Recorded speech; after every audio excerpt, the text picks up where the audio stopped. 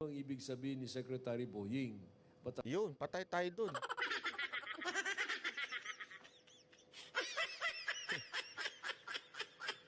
Executive Secretary ang kanyang titulo.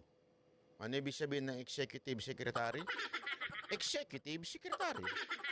Siya po ang pinakamataas sa mga secretary. Pero hindi niya alam kung anong ibig sabihin ng kanyang secretary.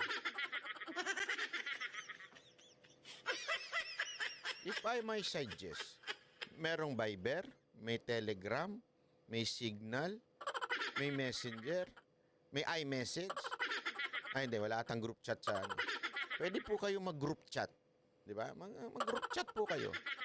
Kasi, you are an executive secretary but you do not know kung ano sinasabi ng secretary mo. O baka naman nagbibida-bida yung secretary. Hindi. Ganun lang kasimple ho yun eh. Sana hindi nyo nalang sinagot to. We will talk. We will talk about it. As far as experience